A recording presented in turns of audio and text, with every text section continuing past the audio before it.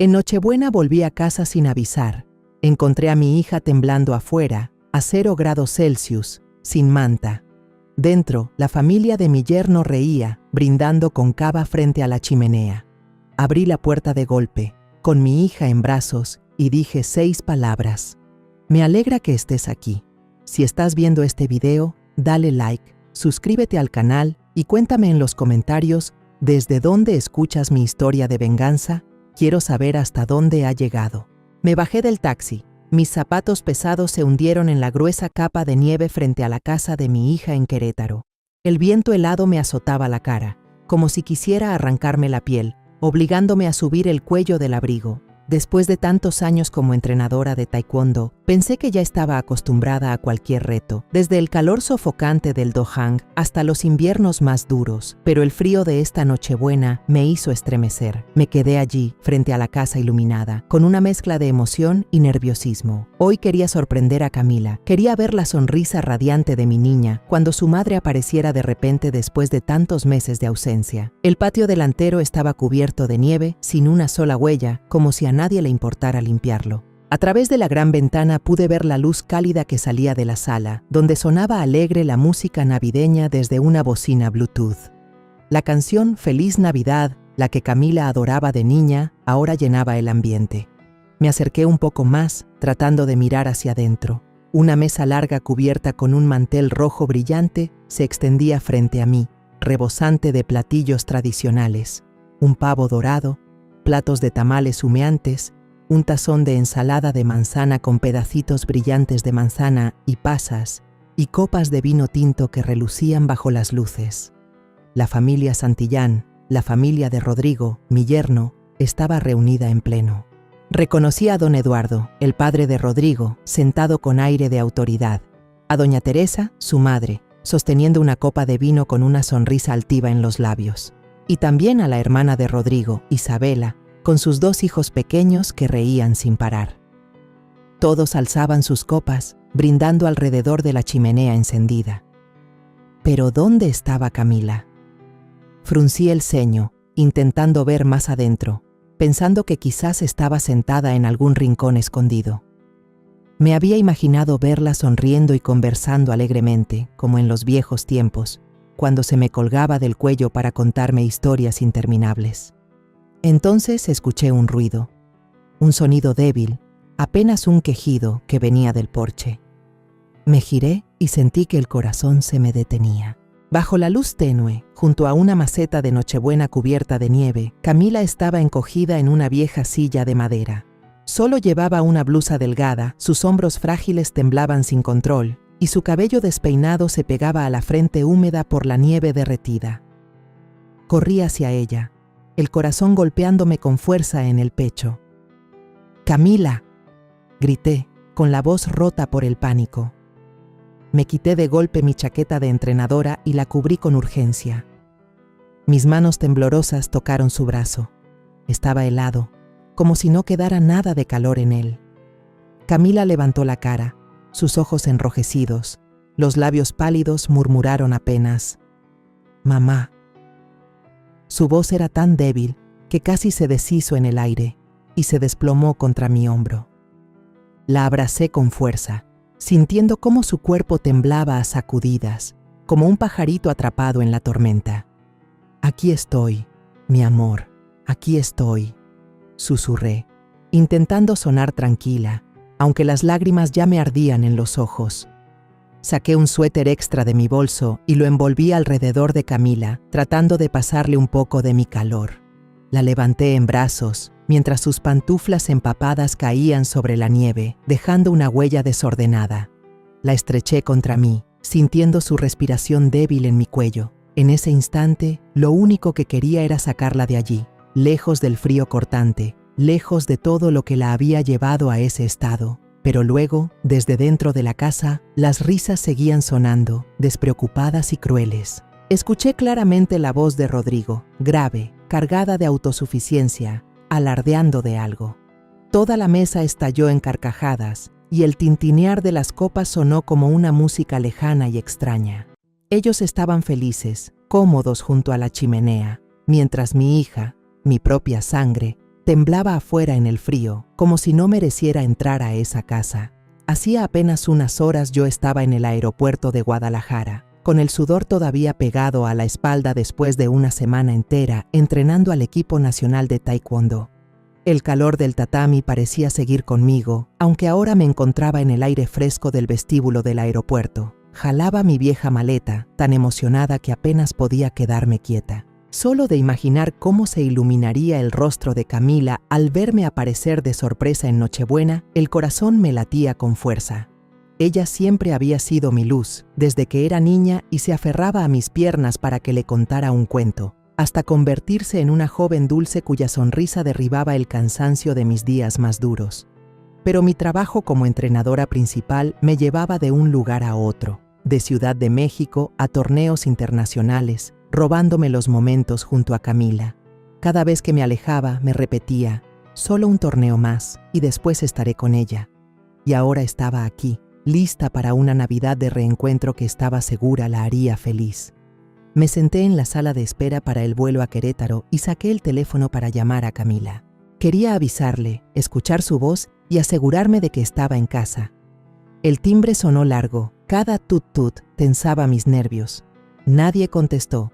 Fruncí el ceño, pensando que quizá estaba ocupada preparando la cena de Navidad con la familia Santillán. Volví a llamar una vez, luego otra, y siempre lo mismo, silencio. Una inquietud se me metió en el pecho como una mancha de tinta que se expande sobre el papel. Le mandé un mensaje. «Mamá ya viene, ¿estás en casa?» Y me quedé mirando la pantalla, esperando ver el puntito azul. Pero nada apareció. Traté de sacudirme la mala espina, convenciéndome de que seguro había dejado el celular en algún rincón, o estaba distraída decorando el árbol como cada año. El avión aterrizó en Querétaro cuando ya estaba oscuro. Arrastré la maleta fuera del aeropuerto, y el frío de la noche de invierno me caló enseguida en la piel. Alrededor, las familias se abrazaban, reían y se preparaban para la misa de medianoche. Un padre cargaba a su hijita en los hombros. La niña sostenía una paleta en forma de pino y se reía feliz. Los miré y un nudo me apretó el pecho. Yo también había cargado a Camila así. También la había llevado de la mano por calles llenas de luces navideñas. Pero ahora estaba sola, jalando una maleta pesada, saliendo del aeropuerto con una soledad indescriptible. Hice señas a un taxi y con voz ronca por el cansancio dije, «Lléveme a Colinas, calle 12». De camino, el tráfico estaba atascado. Las calles llenas de gente abrigada con chamarras y bufandas que se dirigía a la iglesia para la misa. Yo iba en el taxi, mirando por la ventana las luces cálidas que salían de las casas a los costados. Las campanas de la iglesia sonaban a lo lejos, mezcladas con un coro que cantaba «Noche de paz» en algún lugar. Sonreí, imaginando a Camila ocupada en la cocina, preparando los tamales que había aprendido de mí. Cuando el coche se detuvo en un cruce, miré hacia afuera y de pronto vi a un grupo de policías dirigiendo el tráfico. Entre ellos reconocí a Diego, mi antiguo alumno de los días en que daba clases de taekwondo en la escuela deportiva local. Estaba alto, con porte firme dentro de su uniforme de policía, pero aún conservaba la misma sonrisa bondadosa de siempre.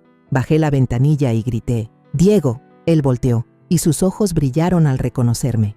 Diego corrió hacia mí, su aliento se volvía vapor blanco en el aire frío. «Señora Rosa, ¿ya regresó?», exclamó acomodándose el gorro de policía.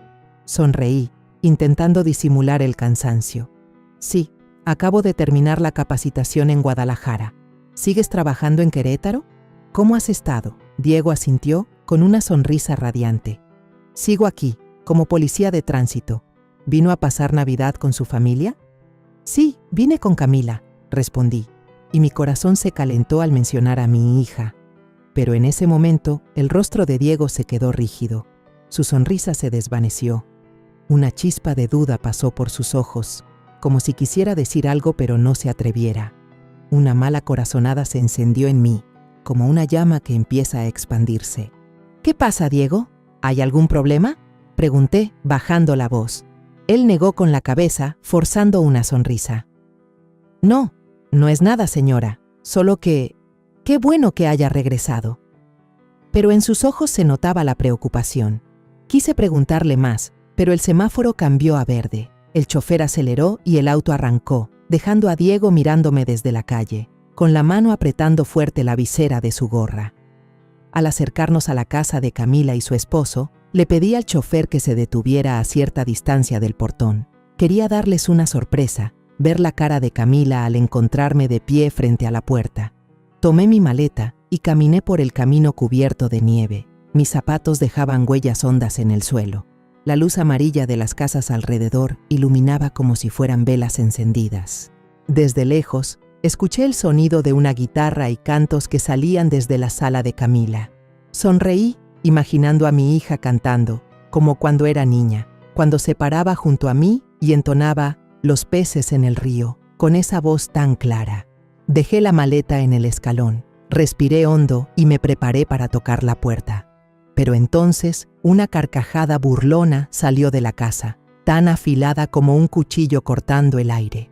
Me quedé helada, la mano levantada sin llegar a tocar. La voz grave y áspera de don Eduardo, el padre de Rodrigo, retumbó clara. ¿A eso le llaman nuera? ¿Una mujer que no puede dar hijos? ¿4 abortos espontáneos no le han dado ya suficiente vergüenza? Su risa sonaba pesada, llena de desprecio. Luego entró la voz de Rodrigo, fría y cruel. Siempre finge depresión, se encierra en la habitación para no hacer nada. Si no fuera por mis padres, ya la habría echado desde hace mucho. Otra risa estalló, seguida del tintinear de copas de vino. Escuché a Isabela, la hermana de Rodrigo, con un tono venenoso. Sí, inútil total. Una esposa que no puede tener hijos, ¿para qué sirve? Finge estar enferma solo para que la consientan. ¡Qué ridículo! Cada palabra era como un cuchillo directo al corazón. Me quedé ahí, paralizada, con la respiración atorada en la garganta. ¿Así trataban a mi Camila? Mi hija, la que soñaba con una familia feliz, la que preparaba cada comida con tanto esmero para su esposo. ¿Ahora la humillaban de esa manera? 4 abortos, y cada uno la había dejado llorando hasta quedarse sin lágrimas en mis llamadas telefónicas. ¿Y ahora decían que fingía? Cerré los puños, sintiendo cómo mis uñas se clavaban en la palma de mi mano. Y fue entonces cuando vi a Camila encogida en una silla de madera en el porche, con solo una blusa delgada, la cabeza gacha y todo el cuerpo temblando bajo el frío helado. Mis ojos se nublaron, el corazón se me detuvo. Cargué a Camila en mis brazos, su cuerpo aún temblaba, helado como un bloque de hielo. Mis manos también temblaban, no solo por el frío que calaba hasta los huesos en la noche nevada de Querétaro, sino por la furia que me ardía en el pecho. Cada paso que daba hacia la puerta de la casa de los Santillán pesaba como si llevara 1000 kilos, pero no me detuve. Golpeé con fuerza la puerta de madera. Los golpes sonaron firmes, opacando la música navideña que retumbaba desde adentro. El Jingle Bells se repetía una y otra vez, como una burla frente a la escena dolorosa que acababa de presenciar. Nadie salió a abrir. Apreté los dientes y volví a golpear más fuerte, como si quisiera derribar esa puerta de un solo golpe. Al final, la puerta se abrió. Doña Teresa estaba ahí, con una copa de vino tinto que se balanceaba en su mano, los labios pintados de un rojo intenso y brillosos bajo la luz. El olor a alcohol emanaba de ella, pero en su rostro se dibujaba una sonrisa forzada que intentaba parecer cordial. «Ay, doña Rosa, qué sorpresa que venga así de repente», dijo con voz melosa pero falsa, como si yo fuera una invitada no deseada. «¿Por qué no avisó antes para recibirla como se debe?» La miré directo a los ojos, sin molestarme en esconder mi rabia. «¿Avisar antes?», gruñí, cada palabra saliendo como un silbido entre los dientes. «Si hubiera avisado, ¿cómo habría visto esto? ¿Qué le hicieron a mi hija?». Apreté más fuerte a Camila en mis brazos, sintiendo su débil respiración contra mi hombro. Cada aliento suyo era un recordatorio de que no podía dejar las cosas así. Teresa arqueó una ceja, bajando la mirada hacia Camila en mis brazos. Esbozó una mueca, como si estuviera viendo algo molesto. Camila solo quiso salir a tomar un poco de aire frío. Respondió con un tono suave pero cargado de desprecio. «No haga tanto escándalo, hoy es Navidad. Entre, no se quede en el frío». Sus palabras fueron como una bofetada en mi cara. Tomar un poco de aire frío, mientras mi hija casi se congela afuera con solo una blusa delgada. Antes de que pudiera contestar, Rodrigo apareció detrás de su madre. Su camisa tenía varios botones desabrochados, mostrando un aire de desinterés intencional. Sostenía una botella de vino en la mano y me lanzó una mirada desafiante. «Mamá, cierra la puerta», dijo con tono arrogante, levantando el mentón. «Déjala afuera para que se le pase. ¿Quién viene a la cena de Navidad haciéndose la frágil para zafarse de ayudar?». Soltó una risita burlona, como si hubiera dicho algo brillante. Esas palabras fueron otro cuchillo, no solo en mi corazón, sino clavado directo en Camila. Sentí cómo su cuerpo se encogía un poco más entre mis brazos, como queriendo desaparecer. Desde la mesa, la voz de Isabela resonó, ácida y venenosa. «Eso, una mujer que ni siquiera pudo cumplir con parir bien, ¿qué valor puede tener? Eres una inútil». Su risa sonó filosa como una navaja, mezclándose con los murmullos de los demás alrededor de la mesa. Escuché a los dos hijos de Isabela, primos de Camila, salir corriendo al porche, curiosos de asomarse. Miraron a Camila en mis brazos y luego se echaron a reír, susurrándose entre ellos. «La tía Camila está castigada». Sus vocecitas infantiles eran inocentes, pero esas palabras me quemaron como sal en una herida abierta. La sangre me subió a la cara. Embestí con fuerza mi hombro contra la puerta y luego le di una patada más. La puerta se abrió de golpe, chocó contra la pared y el estruendo hizo que toda la sala quedara en silencio. El vino en la copa de Teresa se agitó y se derramó, dejando manchas rojas sobre la alfombra costosa. La música navideña se detuvo de repente, como si alguien hubiera apagado las bocinas. El aire en la sala se volvió pesado, sofocante, como si todo el oxígeno hubiera sido absorbido. Entré al centro de la sala, aún cargando a Camila en mis brazos. Cada paso que daba dejaba un rastro de nieve derretida en el piso de madera, como huellas de una rabia imposible de borrar. Todas las miradas se clavaron en mí. Don Eduardo con el rostro frío, Teresa ya sin la sonrisa forzada, Isabela con los ojos llenos de desprecio y el resto de los familiares mezclando sorpresa con molestia. Sentía la hostilidad en cada mirada, pero no me importaba. Con cuidado acomodé a Camila en el sofá y coloqué mi bufanda sobre sus hombros.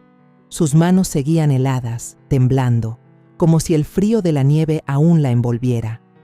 Me arrodillé, mirándola a los ojos, intentando pasarle un poco de fuerza, aunque dentro de mí solo había una tormenta de ira y dolor. La sala de los Santillán seguía iluminada, la chimenea crepitaba, pero el ambiente era espeso, como si todos esperaran una explosión. Rodrigo se acercó, la cara roja por el alcohol, los ojos brillando de soberbia. Bajó la voz, con frialdad pero sin perder la arrogancia de quien se cree dueño de todo. «Usted no tiene derecho a armar un escándalo en mi casa, Rosa». Recalcó las palabras «mi casa», como si quisiera recordarme que yo era una extraña, que no pertenecía allí. Se irguió, con una mano en la cadera y la camisa entreabierta en gesto de desprecio, pero en sus ojos alcancé a ver un destello de inseguridad.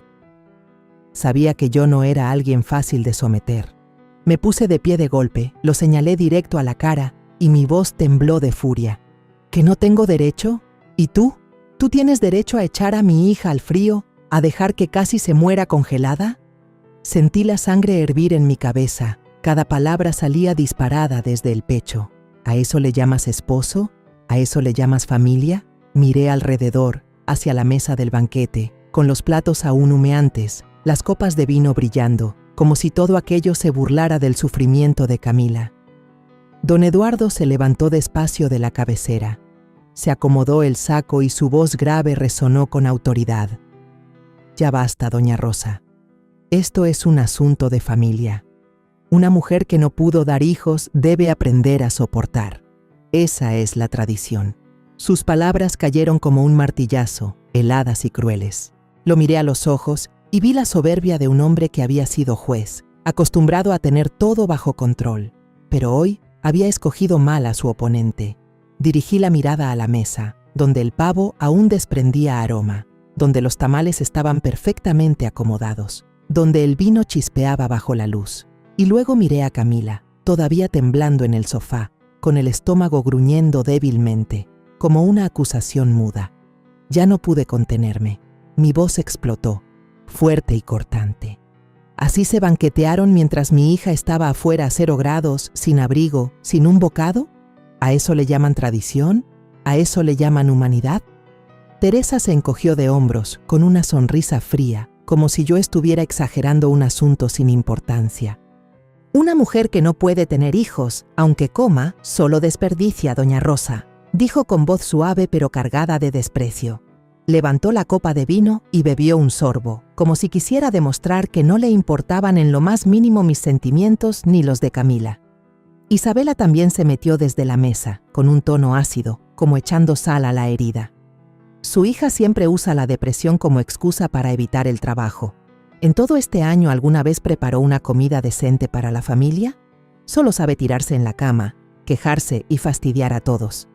Movió la cabeza, con una mirada llena de burla, como si Camila fuera una carga que toda la familia Santillán debía soportar. Los murmullos de los parientes alrededor de la mesa fueron aumentando. Algunos movieron la cabeza, otros rieron con sorna, como si apoyaran aquellas palabras venenosas. Yo escuchaba cada sonido, cada mirada de reojo, y cada una me atravesaba el pecho como una puñalada más. Quise volcar toda esa mesa lujosa para exigir justicia por mi hija, pero entonces una voz débil se escuchó desde el sofá. Camila, mi niña, había despertado, intentaba incorporarse, con las manos temblorosas aferradas al borde del sillón. «He intentado», balbuceó, la voz quebrada, a punto de desvanecerse. «Estoy tan cansada. Nadie me entiende». Pero sus palabras fueron aplastadas de inmediato por el grito de Rodrigo. «¡Ya basta! ¡Cállate! Ya me has avergonzado lo suficiente». Avanzó hacia Camila con la mirada helada, como queriendo destrozar la poca fuerza que le quedaba.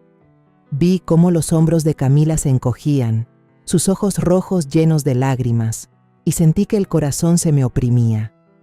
Di un paso al frente, poniéndome delante de ella, dispuesta a hacer lo que fuera para protegerla.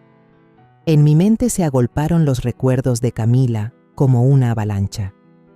Recordé aquellos días en que me llamaba llorando desconsolada por teléfono cada vez que perdía un hijo. El primero, el segundo, el tercero y el cuarto. Con cada aborto sentía cómo su alma se rompía en pedazos. Ella había sido una muchacha dulce, que soñaba con un hogar cálido, con comidas familiares junto a su esposo e hijos. Pero el dolor, una y otra vez, la había empujado al abismo de la depresión. Yo había intentado estar a su lado, aunque fuera a través de llamadas a distancia, pero jamás imaginé que la familia Santillán, aquellos en quienes confié, tratarían a mi hija de esa manera. Rodrigo, mi yerno, a quien alguna vez consideré un hombre decente, ahora mostraba su verdadero rostro. Un verdugo invisible que expulsaba a mi hija al frío, tratándola como basura. Estaba a punto de enloquecer de rabia. A través del ventanal, alcancé a ver a Diego parado en silencio en la terraza.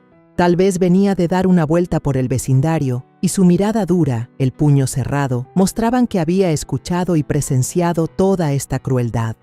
Le hice un leve gesto con la cabeza, una señal para que no interviniera en ese momento. Pero dentro de mí, su presencia era un rayo de esperanza. Yo sabía que no estaba sola, tenía un testigo, alguien que conocía la verdad. Rodrigo dio un paso más, levantando la mano y señalándome directamente, ya sin la máscara de cortesía. «Se lo advierto, esta es mi casa. No se meta, si no quiere que las cosas se pongan peor». Esbozó una mueca, convencido de que yo me doblegaría ante el poder de la familia Santillán. Pero estaba equivocado. Apreté los puños, escuchando cómo crujían mis nudillos, sintiendo que toda la furia acumulada en mi vida estallaba en ese instante. El aire en la sala era tan denso que parecía que una chispa bastaría para hacerlo estallar todo. Miré directo a los ojos de Rodrigo. Mi voz bajó, pero cada palabra fue tan filosa como un cuchillo. ¿Crees que puedes amenazarme? ¿Crees que puedes seguir lastimando a mi hija sin pagar el precio? Te equivocas, Rodrigo. No voy a dejar esto así. Me giré hacia toda la familia Santillán. desde don Eduardo con su cara fría, hasta Teresa con su sonrisa apenas marcada, y luego Isabela con esa mirada de desprecio. Todos ustedes, dije, mi voz resonando en la sala en silencio, van a pagar por lo que le hicieron a Camila. La sala de los Santillán quedó sumida en un silencio aterrador, como si el aire se hubiera escapado y solo quedara una tensión espesa, lista para estallar en cualquier momento. Puse mi mano sobre el hombro de Camila, sentí sus hombros frágiles bajo la bufanda, y mi voz salió firme, sin titubeo alguno. Esto ya no es un asunto privado, esto es violencia familiar. Mi voz cayó como una piedra en un lago tranquilo, sacudiendo a todos en la habitación. Teresa, todavía con la copa de vino en la mano, soltó una risa burlona, agitando la copa como si disfrutara de un chiste. ¿Violencia?, dijo, con tono sarcástico y una mirada llena de arrogancia. Solo la estamos educando, Rosa. Una esposa debe saber cuál es su lugar. Deberías agradecernos por haberla aguantado tanto tiempo. Rodrigo dio un paso más cerca, sus ojos rojos por el alcohol y la rabia. Escupió las palabras con un tono duro, como si masticara cada una antes de soltarla. Ella finge depresión, finge dolor para no hacer nada. Nadie la golpea, solo estamos hartos de su inutilidad. Se detuvo, me miró fijo y esbozó una sonrisa torcida. Enséñale de nuevo a tu hija, Rosa.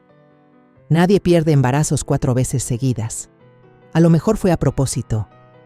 Esas palabras fueron como una cuchilla afilada. No solo atravesaron mi corazón, también desgarraron las heridas que Camila nunca pudo cerrar. Escuché cómo su respiración se cortaba, como si le hubieran dado un golpe en el pecho. 4 abortos espontáneos, 4 veces que me llamó llorando, con la voz rota, diciéndome que había perdido a los hijos que jamás pudo cargar en brazos. Cada vez yo solo podía abrazar el teléfono, impotente desde lejos, intentando consolarla con palabras vacías. Y ahora, ¿Rodrigo se atrevía a pararse frente a mí y decir que ella lo había hecho a propósito? Cerré el puño con fuerza, sentí mis uñas clavarse en la palma y la sangre subir a mi rostro. Había cruzado el límite. Sin poder soportarlo más, saqué el teléfono del bolsillo del abrigo. La mano me temblaba, pero marqué rápido el número de la comisaría más cercana. Voy a llamar a la policía, dije, con la voz fría como el hielo, aunque por dentro era un huracán. La denuncia será presentada. Ustedes van a pagar ante la ley. Recalqué cada palabra, como si las grabara en el aire, para que todos supieran que no estaba jugando. Rodrigo se quedó paralizado. La botella de vino se le cayó de la mano con un clac sobre el piso de madera. El vino rojo manchó la alfombra costosa. Me miró con un destello de pánico en los ojos, aunque trató de recuperar su aire de superioridad. ¿Se atreve?, gritó, pero la voz ya le temblaba, como si no hubiera esperado que yo llegara tan lejos. Don Eduardo, que había estado observando con el rostro frío, dio un paso al frente. Se acomodó la corbata y su voz grave y ronca retumbó con autoridad. No tienes idea de a quién estás desafiando, Rosa. He pasado mi vida sentado en la silla de juez. He visto las cosas más horribles de este mundo. ¿Crees que una llamada tuya nos va a hacer temblar? Me miró con unos ojos filosos como cuchillos, como queriendo recordarme que la familia Santillán no era fácil de doblegar. Pero yo no retrocedí. Había visto a mi hija temblar en el frío y nada, ni siquiera el poder de don Eduardo, me iba a hacer callar. Isabela, desde la mesa, cruzó los brazos y soltó una sonrisa burlona. «Haga la llamada si quiere, doña Rosa», dijo, con un tono provocador. «Veamos quién le cree más, una vieja chiflada o una familia respetada como la nuestra. ¿Cree que la policía se pondrá de su lado?». Se rió, una risa venenosa, convencida de que yo iba a fracasar. Camila, todavía sentada en el sofá, me jaló de la manga, su voz temblando en un susurro. «Mamá, por favor no lo hagas. Yo solo quiero paz». Sus ojos enrojecidos, llenos de miedo, parecían decir que temía que todo empeorara. La miré, sintiendo que el corazón se me apretaba. Sabía que estaba asustada de la venganza de los Santillán, de que las humillaciones siguieran cayendo sobre ella. Pero también sabía que si me detenía ahora, Camila quedaría atrapada en ese dolor para siempre. Le apreté la mano con fuerza, intentando pasarle un poco de mi valor. «No tienes que tener miedo», le dije, con voz baja pero firme. «Yo te voy a proteger, te lo prometo». La levanté en brazos, y la nieve de su ropa cayó al tapete como pedazos rotos de un sueño destruido. No me importaron las miradas de desprecio de la familia Santillán, ni las amenazas que soltaban. Solo sabía que debía sacarla de ese lugar, de esa jaula de crueldad en la que había estado encerrada demasiado tiempo. Cuando me di vuelta hacia la puerta, alcancé a ver a Diego en el porche, a través del vidrio empañado. Tenía la mano sobre el radio, los ojos encendidos como un fuego oculto, listo para actuar en cualquier momento. Le hice un leve gesto con la cabeza, suficiente para que entendiera que estaba lista para la batalla. Diego respondió con un asentimiento firme, su mano aún apretando el radio, como una promesa de que estaría a mi lado. Salí sin mirar atrás. A mis espaldas escuché a Teresa gritarle a la empleada que limpiara el vino derramado en la alfombra. Escuché a Rodrigo golpear la mesa con la mano, murmurando una maldición. Y después, la voz grave pero colérica de don Eduardo resonó mientras llamaba a alguien por teléfono. Todos esos ruidos eran como flechas clavándose en mi espalda, pero ya no me importaban. Llevé a Camila a mi pequeño departamento, cerca del Centro de Entrenamiento Nacional, donde había vivido tantos años como entrenadora. El lugar no tenía nada de lujoso, solo una sala con un sofá viejo, una cocina sencilla en la esquina y algunas fotos familiares colgadas en la pared. Pero para mí, este era un lugar seguro, donde podía proteger a la niña de los insultos y del frío cruel de la familia Santillán. Llevé a Camila a su habitación y la acomodé suavemente en la cama. Ella seguía temblando, aunque ya estaba envuelta en mi abrigo grueso. Busqué en el closet un suéter viejo, se lo puse y luego preparé una taza de chocolate caliente, cuyo aroma dulce llenó el aire helado. «Tómalo, hija», susurré, poniendo la taza en sus manos. Pero ella solo miró el chocolate, con los ojos vacíos, como si ya no creyera que merecía un poco de calor.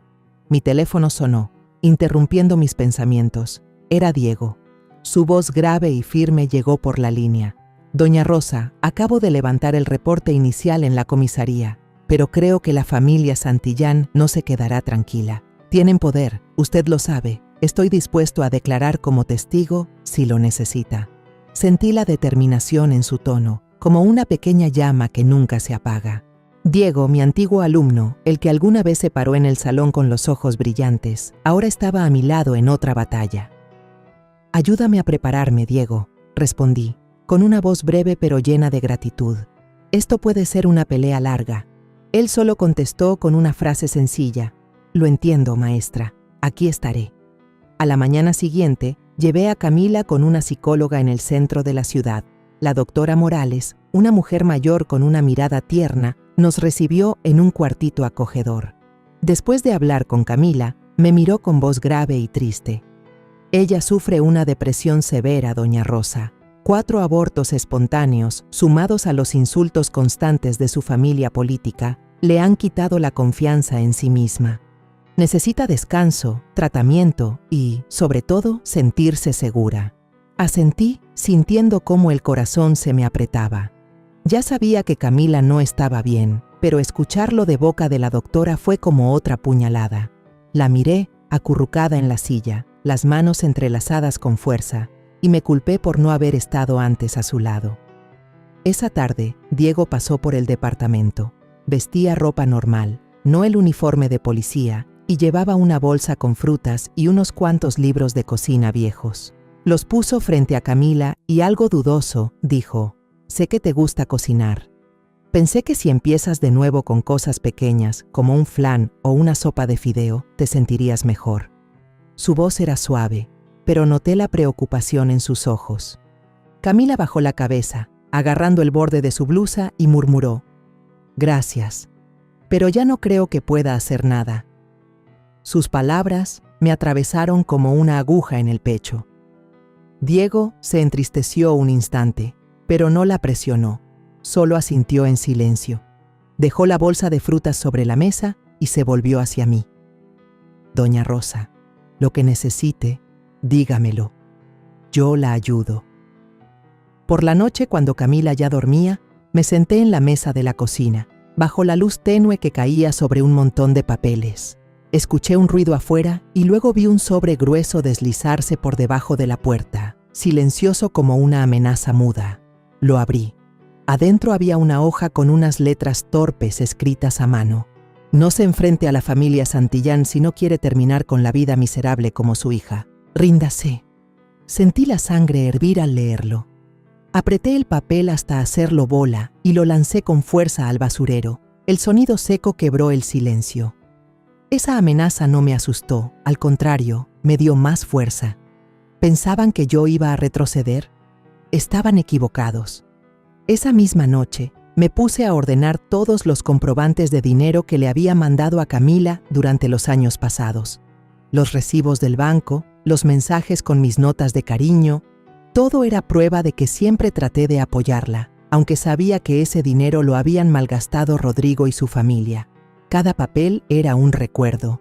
Las veces que Camila me llamaba con la voz temblorosa para decirme que quería comprar algo para la casa, pero Rodrigo le respondía que no hacía falta.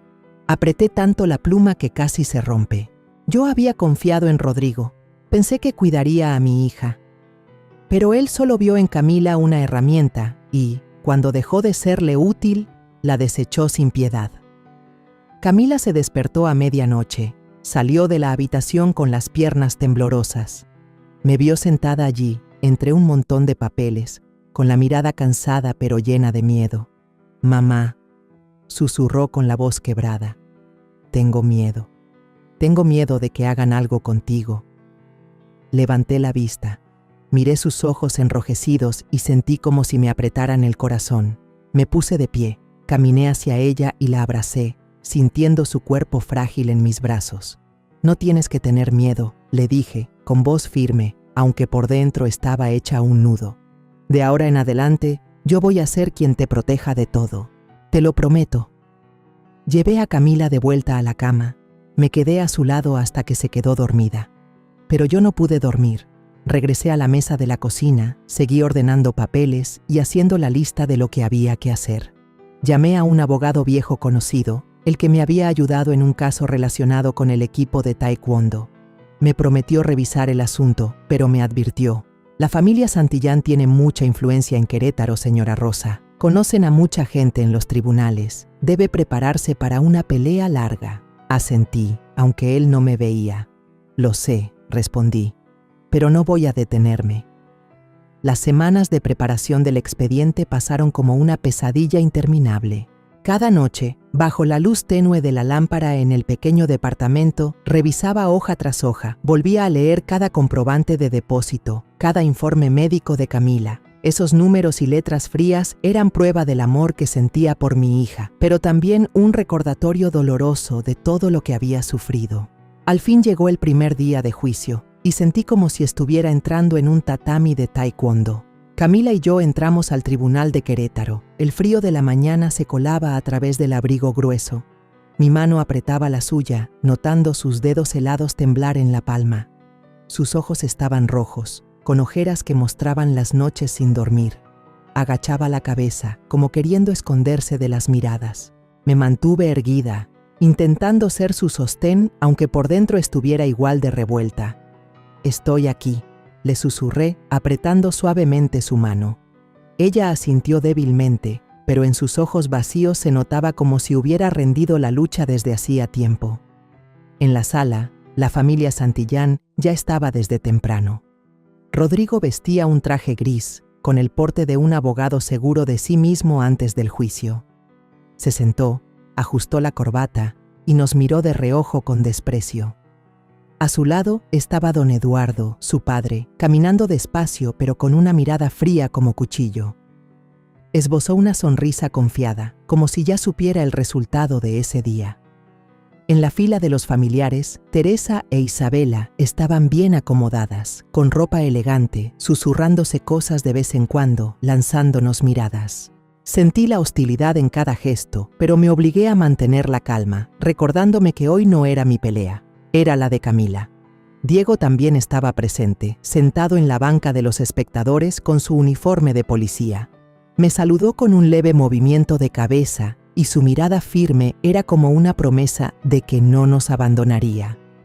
La presencia de Diego me hizo sentir menos sola, como si tuviera un aliado en medio de esta batalla. Yo también asentí, agradeciéndole en silencio por estar siempre ahí, desde aquella noche de Navidad aterradora hasta este día. El juicio comenzó. Mi abogado, el señor Javier, se levantó y presentó cada prueba con claridad. Mostró los comprobantes de transferencias que yo le había enviado a Camila durante años, demostrando que siempre la había apoyado, aunque la mayor parte de ese dinero terminó en manos de Rodrigo. También presentó los registros médicos de Camila, con notas detalladas del psicólogo sobre su depresión después de 4 abortos espontáneos y los insultos constantes de la familia de su esposo. Camila no solo sufrió daños físicos, sino que también fue destruida emocionalmente, dijo Javier con voz cargada de emoción. La trataron como a una extraña dentro de su propio hogar. Miré a Camila, la vi con la cabeza agachada, las manos entrelazadas con fuerza, como si intentara contener el dolor. Quise levantarme y abrazarla, pero sabía que debía mantenerme firme y dejar que el abogado hiciera su trabajo. Entonces, los jóvenes abogados de la familia Santillán se pusieron de pie y empecé a sentir cómo la injusticia se filtraba en la sala. Uno de ellos, con un traje negro reluciente, habló con voz potente. Camila solo finge estar enferma para que la consientan. La familia Santillán le ha dado todo, desde techo y comida hasta cubrirle todas sus necesidades. Pero ella no respondió, no cumplió con sus deberes como esposa. Esas palabras fueron como una bofetada en mi rostro. ¿Fingir? ¿Consentida? Cerré los puños con tanta fuerza que sentí la sangre hervir en mis venas. Llamaron a un testigo, la señora Marta, la exempleada doméstica de los Santillán. Subió al estrado con la mirada esquiva, la voz temblorosa, pero declaró: la señora Camila solía ser floja, se quedaba encerrada en su cuarto todo el día y descuidaba la casa. Yo tenía que hacer todo, desde cocinar hasta limpiar. No podía creer lo que escuchaba. Camila, la misma que preparaba con esmero cada comida y que hacía flan casero para agasajar a toda la familia, ahora tachada de floja. Me levanté de golpe, incapaz de contenerme. Usted miente. Camila nunca fue así. Pero el juez, un hombre de mediana edad con rostro severo, golpeó con el mazo y dijo con frialdad: guarde silencio, por favor. Esto es un tribunal. Me senté de nuevo, con el corazón latiendo a 1000, sintiendo que me faltaba el aire.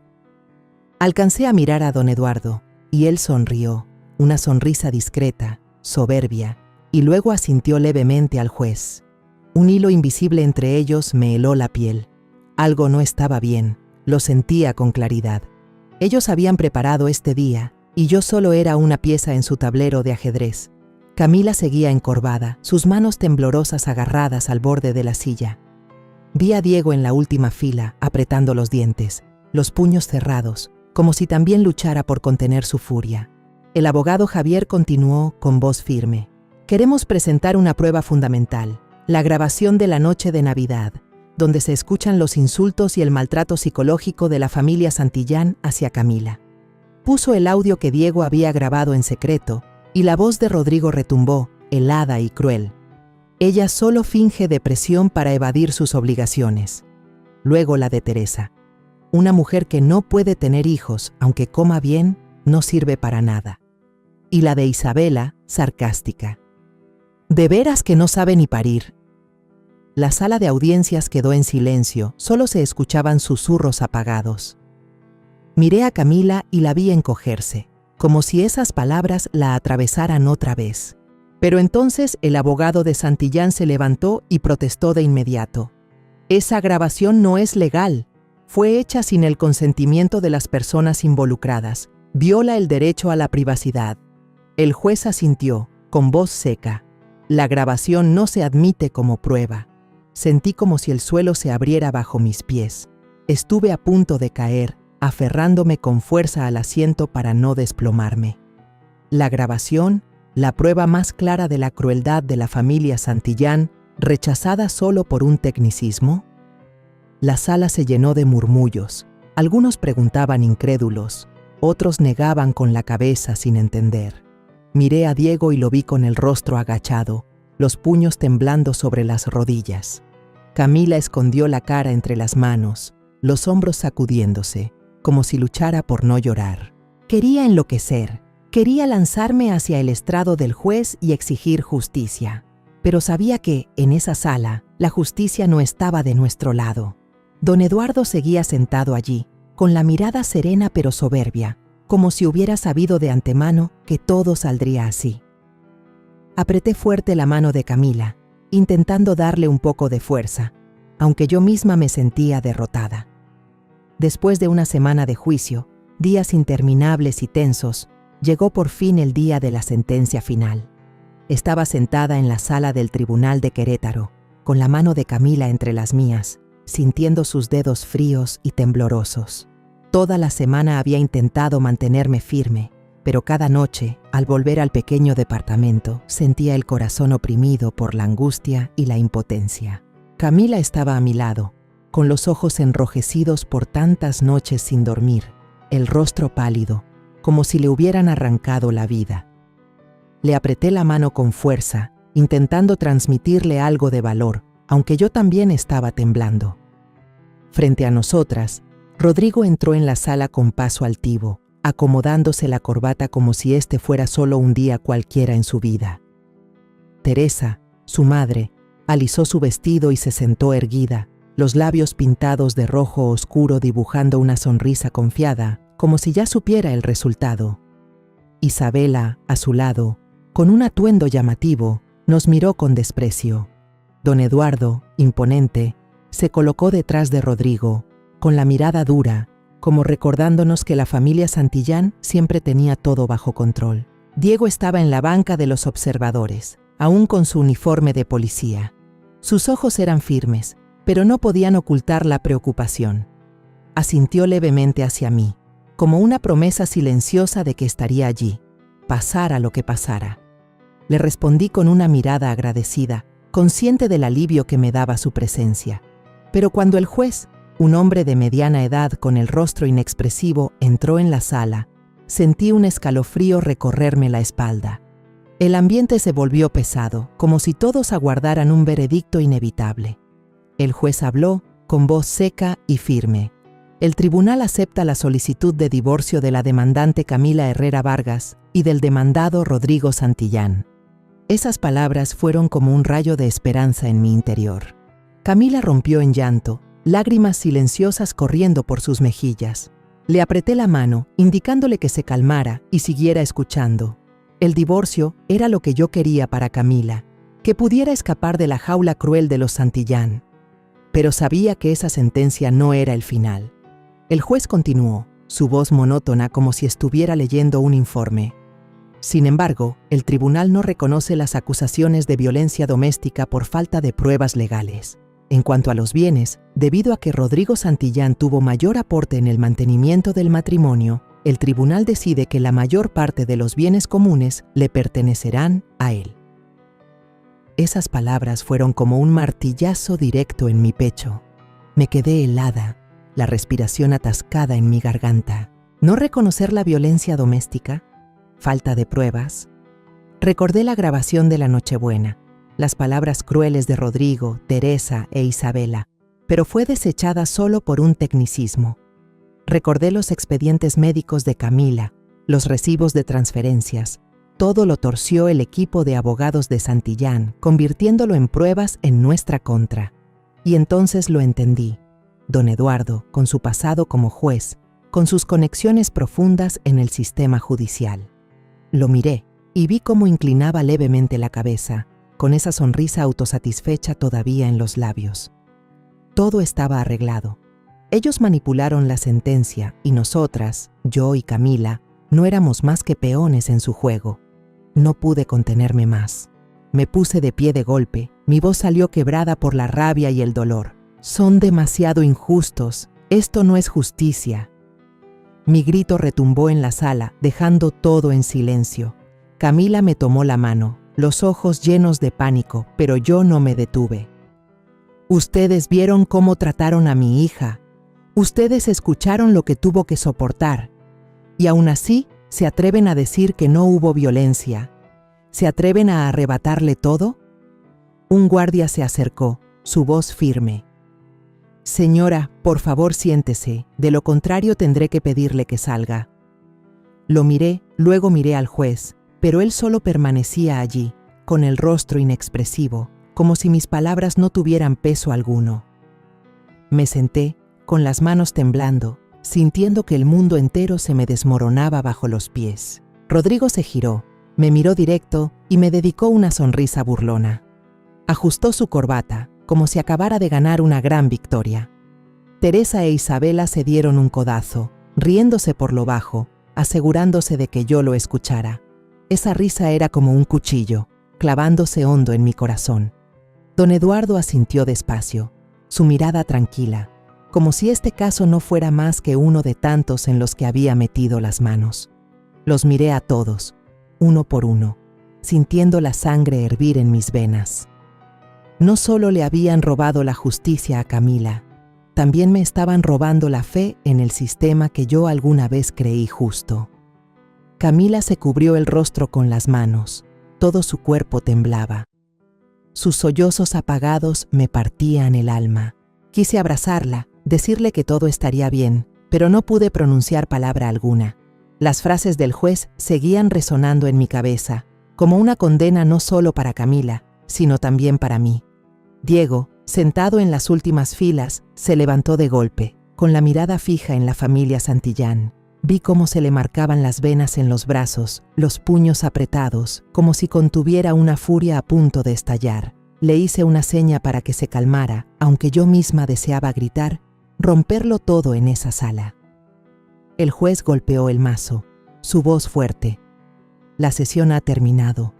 Todos pueden retirarse. El sonido del mazo cayó como un punto final, pero para mí era apenas el inicio de un nuevo dolor. La gente comenzó a levantarse, se oían conversaciones, papeles que se movían, pero yo permanecí allí, abrazando fuerte a Camila. Sus hombros temblaban con cada sollozo, y ese llanto me destrozaba por dentro. Quise decirle algo para consolarla, pero la garganta se me cerró, como si cualquier palabra fuera inútil frente a este dolor. La sentencia injusta no solo le arrebató los bienes a Camila, también me quitó la última pizca de fe en el sistema que yo creí que la protegería. Rodrigo caminó despacio hacia mí, con el porte altanero de alguien que acaba de lograr una gran victoria. Se inclinó cerca de mi oído, con un susurro lleno de burla. ¿Lo ve, Rosa? Ya se lo dije, no intente resistirse a mí. Usted no es más que una vieja inútil. Soltó una sonrisa torcida, con los ojos brillando de triunfo, y luego se dio la vuelta para irse, como si Camila y yo no valiéramos ni un poco de su atención. Esas palabras fueron como gasolina sobre el fuego de la rabia que ardía dentro de mí. La sangre se me subió a la cabeza. Cerré el puño con tanta fuerza que se me marcaron las venas, el cuerpo entero tenso como un arco listo para soltar. Quería lanzarme. Quería estamparle un golpe directo en esa cara arrogante, devolverle todo lo que le había hecho a mi hija. Después de tantos años como entrenadora de taekwondo, había aprendido a contenerme, pero en ese instante sentí que todas mis barreras se rompían. Di un paso al frente, el corazón me retumbaba, lista para hacer algo de lo que sabía que me arrepentiría. Pero entonces, Diego se adelantó de golpe, poniéndose frente a mí. Sus ojos ardían, los labios apretados, el puño cerrado como si estuviera a punto de descargarlo sobre Rodrigo. Vi en él la misma furia que yo sentía, una indignación imposible de contener ante tanta injusticia. La sala del tribunal se agitó de repente. Las voces comenzaron a sonar. «Se van a pelear», un policía golpeando en plena corte. Algunos sacaron sus celulares, destellos de cámaras iluminaron el momento, grabando la tensión. Vi a un periodista en la esquina alzar la cámara, con la mirada ansiosa de quien huele un escándalo. Rodrigo se giró. Al ver a Diego se sobresaltó un instante, pero enseguida recuperó su actitud desafiante. Sonrió con frialdad y dijo: «Si te atreves a pegarme, haré que lo pierdas todo. ¿Quién te crees que eres, Un simple policía de cuarta». Dio un paso más, provocándolo, como si estuviera seguro de que Diego no se atrevería a tocarlo. Vi el puño de Diego temblar, su respiración agitada, los ojos enrojecidos. En ese instante supe que podía hacer algo de lo que no habría marcha atrás. De pronto, Camila se soltó de mi brazo. Corrió hacia él y se aferró con fuerza a su brazo, llorando con la voz rota. No, te lo ruego, no lo hagas. No quiero que mamá ni tú se conviertan en alguien violento como él. Solo quiero paz. Solo quiero seguir viviendo. Su grito desgarró el aire, y de golpe la sala entera quedó en silencio. Vi las lágrimas rodar por el rostro de Camila, sus manos delgadas aferradas a Diego como si fuera su último sostén. Diego quedó paralizado, respirando con dificultad, los ojos encendidos que poco a poco se apagaban.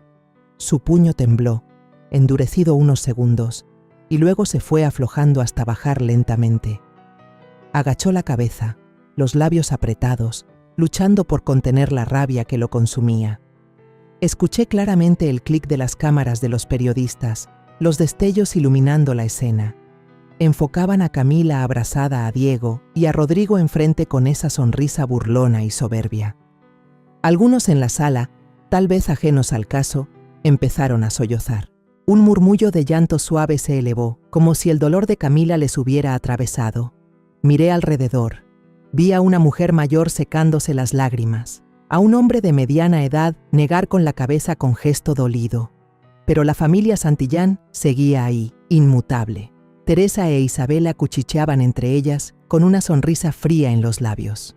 Don Eduardo, con su porte de autoridad, asintió levemente, como si todo siguiera bajo su control. El juez golpeó el mazo, su voz resonó con frialdad. «Orden, si siguen causando alboroto, llamaré a los guardias para que saquen a todos de aquí». El sonido del mazo fue como una advertencia, trayendo a todos de vuelta a la realidad.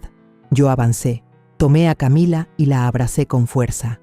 Ella seguía llorando, su cuerpo temblaba en mis brazos, como una niña perdida. Diego estaba al lado, con la cabeza agachada, los labios apretados, como si se culpara por no poder hacer más. Puse mi mano sobre su hombro y asentí suavemente, como queriendo decirle que lo entendía, que le agradecía por estar aquí. Rodrigo acomodó su corbata, dio media vuelta y se fue, con pasos cargados de triunfo. Teresa e Isabela lo siguieron. Sus risas frías resonaron como otro cuchillo clavándose en mi pecho. La sala poco a poco se fue vaciando. Los presentes comenzaron a salir, dejándonos a mí, a Camila y a Diego, 3 personas compartiendo la misma amargura atorada en la garganta. Abracé a Camila con más fuerza, sintiendo su respiración débil contra mi hombro. «Mamá», murmuró Camila, con la voz rota. «Ya no quiero luchar, estoy cansada. ¿Podemos irnos a casa?» Esas palabras me desgarraron el corazón. Quise decirle que todo estaría bien, que seguiría luchando, pero la garganta se me cerró y no pude pronunciar palabra. Saqué a Camila de la sala, con Diego caminando a nuestro lado, en silencio pero con la mirada firme. En el pasillo del tribunal, el sol débil de Querétaro entraba por las ventanas, pero no alcanzaba a calentar mi corazón. Yo sabía que el fallo de hoy no era solo una derrota, era una declaración de guerra. La familia Santillán pudo haber ganado en el tribunal, pero yo no dejaría que ganaran en la vida de Camila. La miré y vi sus ojos enrojecidos, pero aún con un pequeño destello, como si todavía quedara esperanza, aunque fuera mínima. Y por esa chispa, juré que no me rendiría. En los días posteriores al juicio, Querétaro pareció agitarse con una corriente subterránea. La prensa local comenzó a hablar. Los titulares en negritas aparecieron en las primeras planas. «Juicio Santillán, ¿la justicia fue comprada?». Leía esas palabras con el corazón latiendo fuerte, como si fueran la voz de nuestro propio dolor, el de Camila y el mío. En las redes sociales, el video que mostraba a Camila abrazando a Diego en la sala se difundió rápidamente. La imagen de mi hija, con los ojos rojos y la voz quebrada suplicándole a Diego que no se convirtiera en un hombre violento, tocó muchos corazones. Los comentarios se llenaron de indignación. ¿La familia Santillán cree que puede manipularlo todo? ¿Camila merece algo mejor que esto? Yo me sentaba en nuestro pequeño departamento, leyendo esas palabras, y sentía un poco de consuelo. Aunque el tribunal nos había dado la espalda, La voz de la comunidad empezaba a estar del lado de Camila. La familia Santillán, a pesar de haber ganado legalmente, empezó a sentir el precio de esa victoria. Escuché que los antiguos colegas de don Eduardo murmuraban a sus espaldas rumores de cómo había usado su poder para doblar la justicia. Rodrigo, con el apodo de «el abogado de la injusticia», se convirtió en blanco de críticas en los foros en línea. El prestigio que la familia tanto presumía ahora se tambaleaba como un castillo de arena arrastrado por las olas. No me alegraba por eso, pero sentía un poco de justicia, no de parte de los tribunales, sino de la propia voz del pueblo. Llevé a Camila a vivir conmigo en mi pequeño departamento, donde solo había la luz amarilla y cálida de las lámparas y las fotos de familia colgadas en la pared. Cada mañana me levantaba temprano y le preparaba el desayuno. A veces eran chilaquiles con salsa roja, otras solo un plato de huevos fritos con tortillas. Camila se sentaba despacio a la mesa, abrazando una taza de té caliente, con la mirada puesta en la ventana, donde la luz débil del sol se colaba entre los techos de Querétaro. Había momentos en los que veía lágrimas rodando por sus mejillas, silenciosas como gotas de lluvia. Pero yo sabía que, aunque despacio, Camila estaba sanando. Cada día hablaba un poco más, y sus ojos ya no se veían tan vacíos como antes. Yo no la presionaba, solo me quedaba a su lado, como una madre siempre lista para proteger a su hija de cualquier tormenta. Diego se volvió parte esencial de nuestras vidas. Venía seguido, a veces con un pequeño ramo de flores de Nochebuena, otras con unos cuantos panes dulces de la panadería de la esquina. Cada vez que llegaba, veía a Camila iluminarse un poco, como si su presencia fuera un remedio para su alma. Una tarde, Diego, algo nervioso, le dio a Camila una cajita. Adentro había un llavero con forma de uniforme de taekwondo, el mismo símbolo que yo le había enseñado a él y a mis otros alumnos. «No tienes que ser fuerte de inmediato», dijo Diego, con voz suave pero firme, «pero puedes empezar de nuevo, poco a poco, como lo hizo la señora Rosa». Camila tomó el llavero, se quedó inmóvil, con los ojos brillando de emoción. Apretó los labios, como tratando de contener las lágrimas, y luego asintió despacio. «Gracias», murmuró, con una voz bajita pero llena de sentimiento. Yo los miraba desde lejos, en silencio, sintiendo un alivio como si me quitaran un peso de encima. Durante tantos años, Camila había sido menospreciada, llamada inútil, pero ahora alguien veía su verdadero valor, la apreciaba no por lo que pudiera hacer, sino por quién era. Me di la vuelta y me sequé una lágrima que corría por mi mejilla, sin querer que Camila me viera frágil. Una tarde, cuando el atardecer doraba todo el departamento, Camila estaba sentada frente a Diego en el sofá. Tenía la cabeza agachada, las manos torciendo la orilla de su suéter, la voz temblorosa. «Diego, puede que yo nunca pueda tener hijos. Si eso hace que te decepciones, entonces...»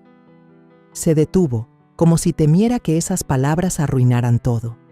Yo estaba en la cocina, fingiendo lavar los platos, pero con el corazón detenido, esperando la respuesta de Diego. Él sonrió, una sonrisa tierna pero firme. Tomó las manos de Camila, la miró directo a los ojos y dijo: «No necesito eso, Camila, solo contigo, ya tengo una familia». Esas palabras fueron como una ráfaga de aire cálido, disipando el frío que aún me quedaba en el pecho. Las escuché con un nudo en la garganta y la vista empañada. Durante años Camila había sido humillada, tratada como una esposa fracasada solo porque no podía tener hijos. Pero ahora alguien le decía que ella era suficiente, que merecía ser amada solo por ser quien era. Giré el rostro, dejando que las lágrimas cayeran en silencio, con el corazón lleno de una gratitud imposible de poner en palabras. Llegó la Pascua, y llevé a Camila de la mano a caminar por la plaza central de Querétaro, como cuando era niña, cuando me tomaba la mano y saltaba alegremente por las calles iluminadas. Ese día la plaza estaba llena, con risas de niños y el aroma de los tamales que salía de los puestos. Camila llevaba un suéter ligero, el cabello recogido en alto, y por primera vez en muchos meses la vi sonreír, una sonrisa radiante, clara, como el sol de primavera. «Mamá, extraño estos días», dijo, con voz suave. Extraño cuando me enseñabas a hacer flan, cuando me contabas sobre tus combates de taekwondo. Yo sonreí, apretando fuerte su mano. Yo también los extraño, hija, y siempre estaré aquí para crear más recuerdos contigo. Cuando nos sentamos en un banco de madera, mirando a los niños jugar alrededor de la fuente, de repente me di cuenta de una verdad simple pero profunda.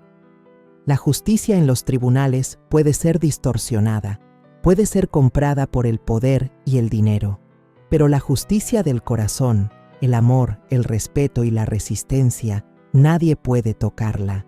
Camila, aunque ha perdido demasiado, sigue encontrándose a sí misma, día a día, paso a paso.